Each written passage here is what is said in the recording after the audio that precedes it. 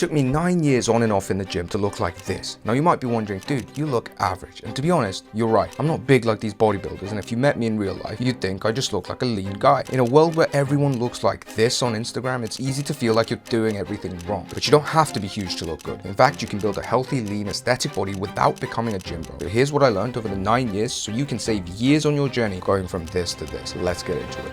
The first thing that I want to share with you is that consistency beats genetics. I know there are some freak cases where these genetic freaks train only once a week for like 6 months and they already look amazing. Now those guys still exist, just like Brad Pitt exists and Johnny Depp exists. These are things that you can't control. You and I, what are we gonna do? We don't look like that, we don't got that genetics. But what do we have on our side is consistency. If you can figure out how to stay consistent over a long period of time, you'll overtake 99% of people who just blame genetics, who just rely on their genetics. And I'm the living proof of this. I'm sure there are so many people that have greater genetics than me when it comes to their genetic potential for building muscle, but most of them don't have the body that they want. Understand that you can sit there blaming genetics, or you can get your ass and find a way to stay consistent, which is going to get you the physique that you want. Simple beats fancy every day of the week. I've been consistent for years. I've also fallen off for years, and the times when I was the most consistent was when I had the simplest of training routines and the simplest of diets and the simplest of lifestyles in terms of what I did. When you make things fancy, it's like if you own a super fancy car, you probably have to spend a lot of energy and time trying to fix it, and if one thing gets broke, you need to go call this company that only exists in Italy to get your equipment or whatever.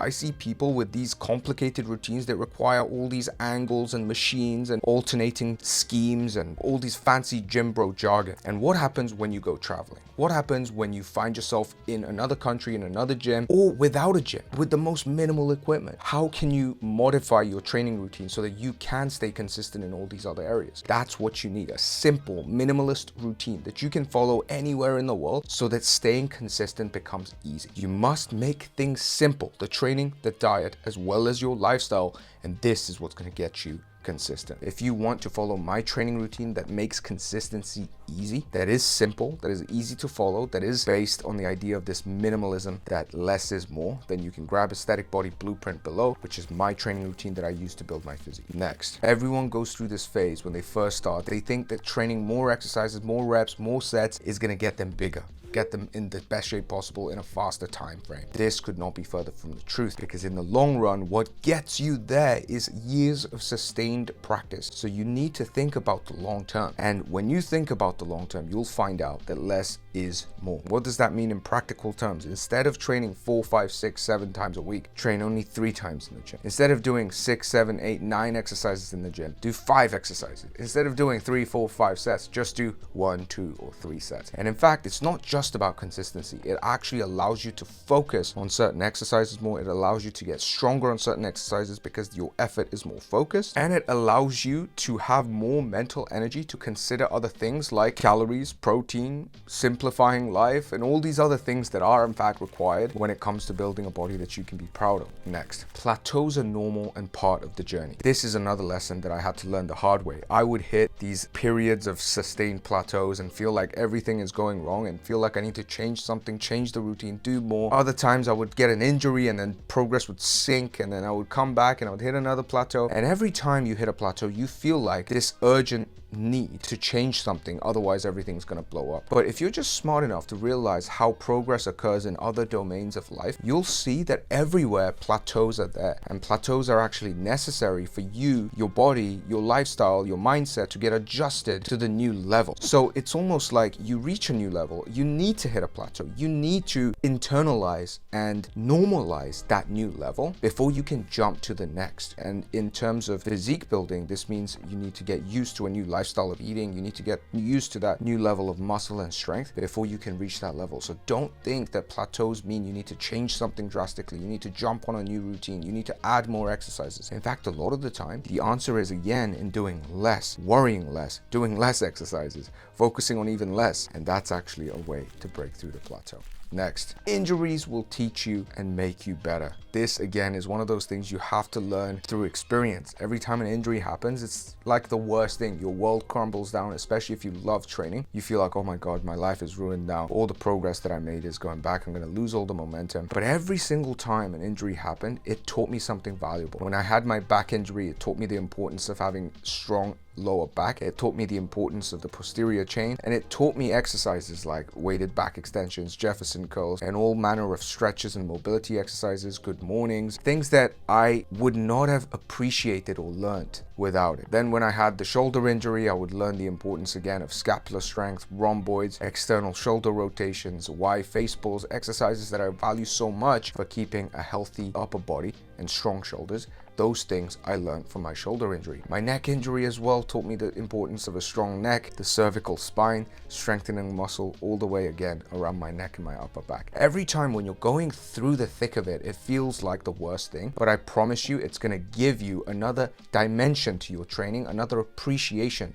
for your body, what it means to be healthy and functional. Understand hard way or easy way that injuries in fact will make you better and help you. Next, the posterior chain is the most important thing in your body. This is something that I learned through those injuries, is that all the muscles in the back of our body is what keeps us upright with open posture and keeps us pain-free. Nowadays, everything that the world gives us will make you internally rotated. Screens, phones, office desks, it's just all inward. If you can strengthen the muscle in the back of your body, your upper back, your lats, your neck, your scapulars, your rhomboids, your rear delts, your lower back, your hips, all of those muscles are what's going to give you that open, healthy posture and make you pain-free. If you look in the mirror and you're just doing these bicep curls, bench presses, and just a few back exercises because you heard it's good, you need to broaden your horizon and really intentionally target the posterior chain. And the posterior chain is not just your back, it's the entirety of the muscles in your back. Next, if you train like everyone else, you're gonna look like everyone else. You need to be able to do something different to have a physique that looks different to everyone else, right? It sounds completely normal as you say it like that, yet most people are just following the same old routines, doing the same old stuff that everyone else does. Yes, you need to get a weight belt when you do your chin-ups and your dips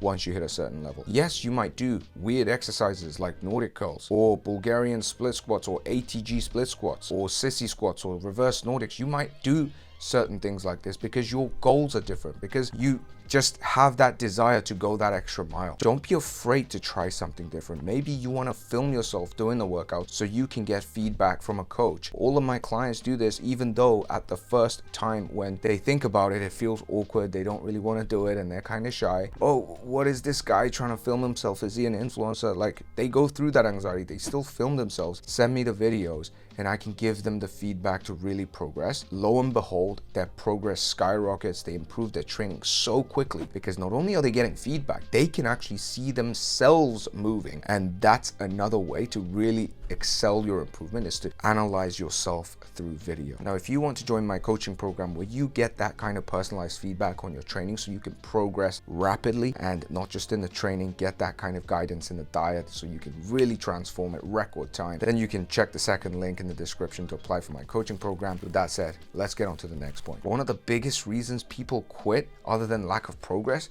is boredom. If you get truly bored of this whole process of training and you think it's just something that has to be kept up like a chore, when life gets hard, when you just can't stand it anymore, you're gonna give up and all the progress backslides and it makes it harder and harder to come back. You gotta keep things interesting. That might mean switching your workouts here and there, switching your exercises here and there, finding a training partner, or doing this process with a coach or a community that's gonna keep progress updates with you and share ideas, and it just becomes a collective fun journey. Whatever it is that's gonna give you that sense of enjoyment, lean into it.